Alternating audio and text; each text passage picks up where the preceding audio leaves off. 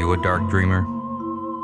It is said that to best enjoy the light, you must first explore the heart and soul of the darkness. We are the artists who create in the shadows, whose dreams are designed to become your reality. I'm Stanley Wiater. Welcome to my world of the dark fantastic.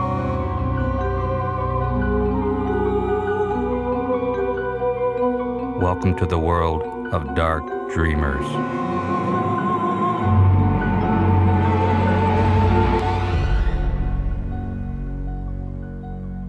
Are you a dark dreamer? Richard Laymon demonstrably is. Born in Chicago, Illinois in 1947, Richard Laymon is one of the darkest of the dark dreamers. Possessed of a particularly sadistic imagination, Laymon is universally acknowledged as one of the masters of both supernatural horror and psychological thrillers. A prolific writer with more than 40 books to his credit, his most acclaimed titles include The Woods Are Dark, Beware, Midnight's Lair, Resurrection Dreams, Funland, Flesh, Among the Missing, Body Rides, and Bite. In the year 2000, an independent feature was released based on one of his novels, In the Dark.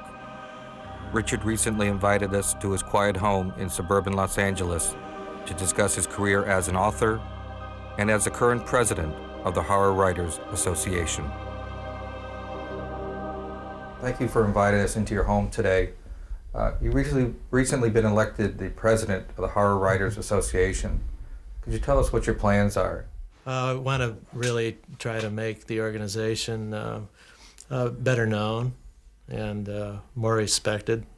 We give the annual Stoker Awards for excellence to novels and first novels and various categories of fiction and other media. And we'd like everybody to be more aware of the Stokers and maybe go out and buy a book that won one. Pay attention to the authors who won the award and so on. You're widely recognized in America as a horror writer. Mm-hmm. How has that helped you and how has that hindered your career overall? Well, it's hard to say. My first book in America was a pretty big-selling paperback original back in 1980 that was called The Cellar. And things worked out real well with that, but the second book bombed. And but I've always been known as a horror writer, though, even though a lot of the stuff I write is more in the direction of being crime. Probably half the material I write has no elements of the supernatural or anything. It's just, bad people doing bad things. But yet, I guess I'm considered a horror writer because the things that happen in my books are extremely bad. I wrote somewhere I wrote a nonfiction book called A Writer's Tale, and in an article in there, I wrote that horror writers are specialists in the worst case scenario. And that in some ways seems to define the whole thing. That's what we dark dreamers are. We're looking into the worst case scenarios, and we see it everywhere. The other night it was really foggy out, and I was looking at it, and I was thinking, it would be so much fun to have a black top hat and a black greatcoat and a doctor bag, and just kind of walk slowly down the street and freak everybody out. At least anybody who's ever, heard of Jack the Ripper. But it's just, I think our minds work in a certain way, and where some people might see the fog and think, oh, how pretty. We think, wouldn't it be cool to see Jack the Ripper walking through there or something? Or couldn't we freak people out with that kind of image? Do you find that humor is really a large part of what makes horror writers, in a sense, get through the day, that we actually do have a pretty good sense of humor about life? Every horror writer I know has a great sense of humor. They also seem to be the most normal appearing people you'll ever want to see. It'll show up over the course of your show, I'm sure, that these people they look like more that they should be college professors or store clerks or bankers. You'd never guess, looking at most of them, that they spend most of their time, trying to scare the daylights out of people. How do you know when you're done with a story in terms of taking something to the limit of horrific as well as humorous? Well, mostly I just like to write it the way it seems to want to happen, would just not hold back. Where other people might say, well, we better not go that far, I'll just go ahead and do it, and hope for the best. What do you think is your most extreme novel to date? Oh, I've got several. Well, go ahead. I always think of Beware as being one. That was about an invisible man who was really an evil invisible man, and he did a lot of terrible things. Endless Night is another one that has a really terrible guy doing awful things to people. Both of those are really extremely violent and nasty. Sometimes, on rare occasions, things get so bad that I maybe later will cut something out, but usually not. Even in my most recent book, my publisher over in England asked me to cut out a few pages. For what reason? Well, actually, they involved a girl who was underage. But have you had problems with censorship over the years with your books? A little bit here and there, in terms of a book sells and they say, well, this scene goes too far, this is too violent, or you don't want to have your protagonist doing something this bad, something like that. But I think the more damaging censorship comes around when they simply reject the book. They say, no, we don't want this. And they usually don't really tell you why they don't want the book, or they'll give you some reason that might not be the true reason. But I think in many cases, I think a lot of my books have been rejected by a lot of publishers over the years because they're too excessive with either the sex or the violence or something. I think sometimes people focus too much on the bad stuff.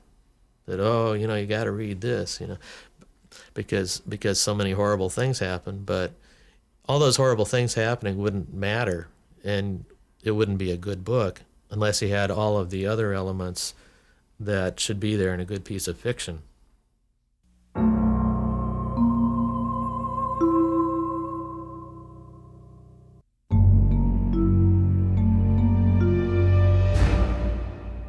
Why do you always try to push the envelope in terms of what is considered acceptable in genre fiction in terms of the sex and violence in your books?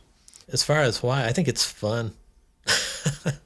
There is a parallel, I think, to carnivals. It's why do we like to go to carnivals and the freak show and the fun house and all that? It's kind of being scared without really being threatened. You can have the real thrills vicariously.